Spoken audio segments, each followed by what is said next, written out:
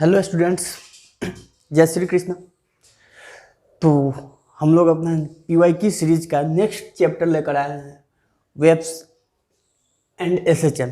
तो हम लोग इस चैप्टर में ये देखेंगे कि लास्ट के जो 3 इयर्स के जो क्वेश्चंस थे जो नीट में पूछे गए थे वो कौन कौन से क्वेश्चन थे, किस लेवल के क्वेश्चन है, ये सारी चीज़ों को हम लोग एनालिसिस करने जा रहे हैं। ठीक है, तो आप लोग अपना स्टडी को कंटिन्यू कीजिए। आइए देखते हैं ये जो फर्स्ट क्वेश्चन है इसमें क्या पूछा है। ठीक है, देखो, in a guitar 2 strings A and B are made of same material. कोई गिटार है, मतलब म्यूजिकल इंस्ट्रूमेंट है, उसमें 2 स्ट्रिंग है। क्या बोला है? 2 strings A and B are made of same material. दोनों जो स्ट्रिंग है सेम मटेरियल से मिलकर बने हुए हैं। ठीक है, are slightly out of tune and produce beat frequency of 6 hertz. मतलब दोनों जो स्ट्रिंग है दोनों क्या प्रोड्यूस कर रहे हैं? बीट फ्रीक्वेंसी प्रोड्यूस कर रहे हैं। क्या प्रोड्यूस कर रहे हैं? Beat frequency. ये 6 हर्ट्ज है। कितने का बीट फ्रीक्वेंसी प्रोड्यूस कर रहे हैं? 6 का।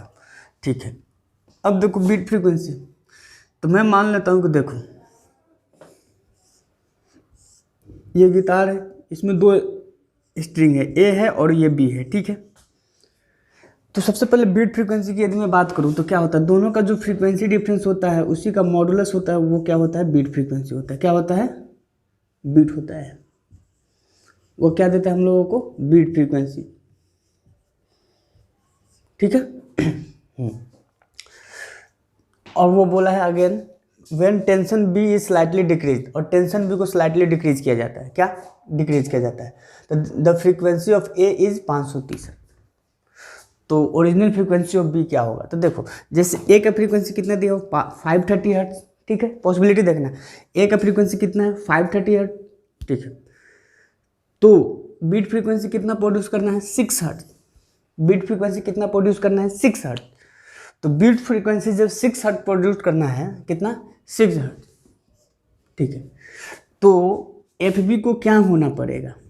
देखो एफ बी क्या क्या हो सकता है? एफ बी या तो 536 हर्ट्ज हो जाए या फिर 524 हर्ट्ज। इन दोनों में से कोई सा भी एक भी पॉसिबिलिटी अगर पॉसिबल है तो सही है। क्या हो जाए? यदि एफ बी मेरा जो बी वाला है उसका फ्रीक्वेंसी 536 हो जाए या फिर 524 हो जाए, इन दोनों में से कोई सा भी हो जाता है तो मेरा क्या हो जाएगा? बीट फ्रीक्वेंसी 6 हो जाएगा। तो देखो ऑप्शन में अभी भी दोनों है, ये और ये। अब मुझे इन 2 फैक्टर जो फ्रीक्वेंसी आया F B is equal to 536 और 524, we have to select one. दोनों में से कौन सही है? देखो फिर बोला उसने कि टेंशन बी को स्लाइटली डिक्रीज किया जाता है। टेंशन बी को स्लाइटली डिक्रीज किया जाता है, मतलब टेंशन बी जो टेंशन को कम किया जाता है। तो देखो यदि मैं बात करूं,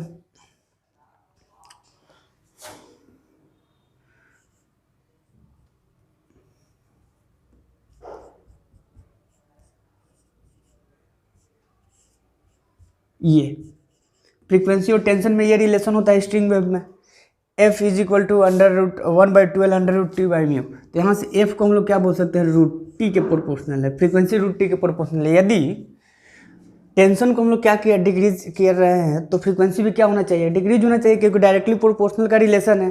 तो फ्रीक्वेंसी क्या होना चाहिए? फ्रीक्वेंसी कम होना चाहिए।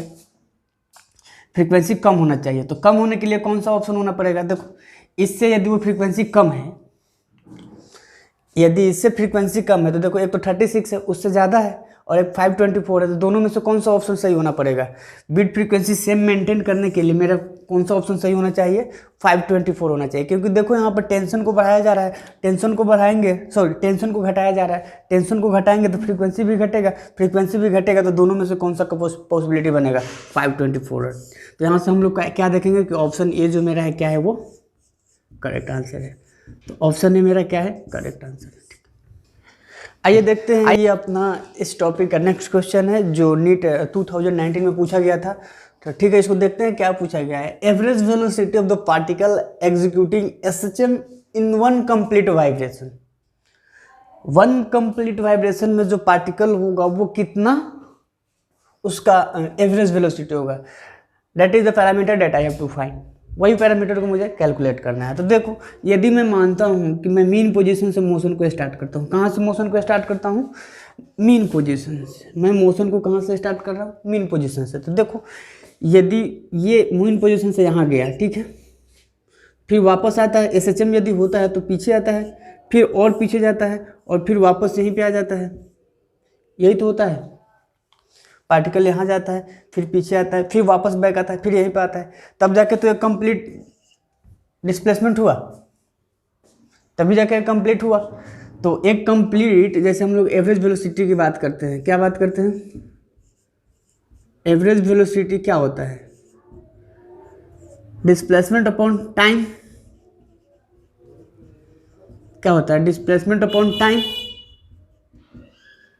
तो देखो जब एक कंप्लीट रिवोल्यूशन हो, पार्टिकल यहाँ से गया, फिर यहाँ आया, फिर यहाँ आया, फिर यहाँ गया, तो एक कंप्लीट रिवोल्यूशन हो गया, एक्स में हो गया। या फिर जब वाई में चलेगा तो कैसे होगा, ये बना लो ऐसे, यहाँ से शुरू के ऊपर गया, फिर नीचे आया, फिर ऊपर गया, यहाँ पर आया कंप्लीट रिवोल्यूशन, डेट में डिस्प्लेसमेंट जीरो हो जा रहा है। तो जीरो अपॉन समथिंग कुछ भी रहेगा टाइम, तो क्या हो जाएगा, उसका एवरेज वेलोसिटी क्या हो जाएगा, जीरो हो जाएगा, सिंपल। तो SHM में यही होता है, पार्टिकल मीन पोजीशन से दूर जाता है, फिर मीन पे आता है, फिर मीन से लेफ्ट में जाता है, फिर वापस मीन पे आता है। तो यहाँ से यदि मैं देखूँ तो एवरेज वेलोसिटी की वैल्यू क्या आ रहा है, जीरो। तो एवरेज वेलोसिटी का ऑप्शन कहीं जीरो है, यस। तो ऑप्शन यहाँ से हम लोग क्या सिलेक्ट करेंगे, सी ऑप्शन इज करेक्ट। यहाँ से हम लोग क्या कंक्लूड किए कि जो मेरा ऑप्शन सी है वो क्या है, करेक्ट है। ठीक है, आइए देखते हैं अपना नेक्स्ट क्वेश्चन क्या है जो इस टॉपिक से पूछा गया है, रिसेंट के जो यार। तो आप लोग खुद देख सकते हो किस तरह का लेवल है, क्या क्वेश्चन पूछे जा रहे हैं, बिल्कुल सिंपल फॉर्मूले बेस्ड क्वेश्चन पूछे जा रहे हैं। तो इससे आप लोगों को ये पता चलता रहेगा कि आप लोग का प्रिपरेशन किस लेवल का है, क्या क्या चीज़ों को रिक्वायरमेंट है, किस लेवल तक हम लोग आने वाले जो एग्जाम्स होगा उसको हम लोग किस लेवल तक कहाँ से पढ़ कर जाए, किस लेवल तक पढ़ कर जाए, क्या रिक्वायरमेंट है, क्या कमी है, इन सारी चीज़ों का एडवांटेज इस वीडियो। तो आइए देखते हैं अपना ये क्वेश्चन, ये SHM का क्वेश्चन है। देखते हैं इस क्वेश्चन में बेसिकली पूछा क्या है। जैसे इसमें दिया हुआ है the displacement of the particle executing SHM is given by, ये इक्वेशन ऑफ पार्टिकल का डिस्प्लेसमेंट का क्या है, y is equal to a0 plus a sine omega t plus b cos omega t, ये पार्टिकल का डिस्प्लेसमेंट दिया हुआ है। ठीक है, तो देन द एम्पलीट्यूड्स ऑफ, मतलब रिजल्टेंट एम्पलीट्यूड की बात किया है, किसका बात किया है, रिजल्टेंट एम्पलीट्यूड का बात किया है। इसमें रिजल्टेंट एम्पलीट्यूड कैलकुलेट करना है। तो जैसे हम लोग देखेंगे कि ये साइन का फंक्शन है और ये कॉस का फंक्शन है, मतलब साइन के टर्म में है और ये कॉस के टर्म में है। तो यहाँ से हम लोग ये एक बात बोल सकते हैं कि ये जो दोनों है, ये जो दोनों के बीच का जो फेज डिफरेंस है कितना है, 90 डिग्री है। क्योंकि यदि मैं साइन, देखो लिखता हूँ, यदि साइन 90 प्लस ओमेगा टी तो वो क्या आ जाएगा, कॉस ओमेगा टी। इसका मतलब हम लोग ये बोल सकते हैं कि इन जो दोनों वेव्स हैं इनके बीच का एंगल कितना है, 90 डिग्री। ये जो दोनों एक्सप्रेशन है, मतलब साइन का टर्म है, कॉस का टर्म है, तो दोनों से हम लोग यहाँ से क्या पता करते हैं कि ये दोनों के बीच का जो फेज का डिफरेंस है वो कितना है, मतलब थीटा की वैल्यू 5 बोल दे रहे हैं, 5 कितना है, 90 है। और अगेन जैसे ही हम लोग फाइंड करेंगे रिजल्टेंट, तो रिजल्टेंट कैसे फाइंड किया जाता है, जब मेरे पास दो ए स्क्वायर, इसका एम्पलीट्यूड ए स्क्वायर प्लस उसका amplitude b square plus 2 into a into b into cos of 5। ठीक है, अगर मैं यहाँ से देखूँ तो a square plus b square और कॉस 5 की वैल्यू कितना है, 90 डिग्री है। तो जैसे ही ये 90 है तो ये क्या हो जाएगा, जीरो। तो कॉस 90 की वैल्यू जीरो होता है। फिर यहाँ से यदि हम लोग ए रिजल्टेंट की बात करें, किसका बात करें, ए रिजल्टेंट की, तो वो क्या आ जाएगा, simple root under of a square plus b square. तो यहाँ से हम लोग जैसे ही ऑप्शन की बात करें तो कौन सा ऑप्शन आ रहा है सामने, यहाँ से मैं देखूंगा तो फर्स्ट ऑप्शन आ रहा है। तो यहाँ पे समझ में बेसिकली दो फंक्शंस दिए थे, एक साइन के टर्म में, एक कॉस के टर्म में। तो साइन और कॉस दोनों के बीच का फेज डिफरेंस कितना होता है, 90 होता है। और 90 होता है, अब दोनों का एम्पलीट्यूड पता है, दोनों के बीच का एंगल पता है, दोनों का एम्पलीट्यूड पता है, दोनों का एंगल, दोनों के बीच का एंगल पता है। तो रिजल्टेंट हम लोग कैसे कैलकुलेट करते हैं, root under of a square plus b square plus 2ab cos 5। फिर कॉस एंगल की वैल्यू मैंने रख दिया, फिर वहाँ से देखा तो ये रूट अंडर ए स्क्वायर प्लस बी स्क्वायर है। तो यहाँ से मेरा ऑप्शन कौन सा करेक्ट है, यहाँ से मेरा ऑप्शन फर्स्ट ऑप्शन करेक्ट। ठीक है, तो आइए देखते हैं अपना ये नेक्स्ट क्वेश्चन पिछले चैप्टर का। तो ठीक है, ये क्वेश्चन में बेसिकली दिया गया है कि क्या दिया हुआ बताओ, the phase difference between acceleration and particle, acceleration of the particle, acceleration, the phase difference, एक सेकंड में question, the phase difference between displacement and acceleration, यहाँ पे छूटा हुआ, the phase difference between displacement and acceleration, ये question में पूछा हुआ था। The phase difference between displacement and acceleration of the particle which is performing SHM। इसमें दोनों पार्टिकल के बीच में जब डिस्प्लेसमेंट की बात करूँ और एक्सेलरेशन की बात करूँ तो फेज डिफरेंस कितना आता है। तो देखो जैसे हम लोग यदि मैं बात करूँ तो y इज इक्वल टू क्या होता है a sin omega t plus five, यही होता है। अगर जनरल इक्वेशन की बात करूँ तो y is equal to a sin omega t plus five, ठीक है। अब देखो अब यदि मैं बात करूँ तो ये मेरा क्या है जनरल इक्वेशन ऑफ, ये इक्वेशन ऑफ क्या है वेव है, ये SHM का इक्वेशन है। y इज इक्वल टू क्या है a sin omega t plus five. और इसको यदि मैं एक बार डिफ्रेंशिएट करता हूँ, क्या करूँगा एक बार डिफ्रेंशिएट, तो एक बार डिफ्रेंशिएट करूँगा तो क्या होगा dy बाई डी टी, ए को ऐसे ही रखो, साइन का रखेंगे तो कॉस हो जाएगा, और ओमेगा t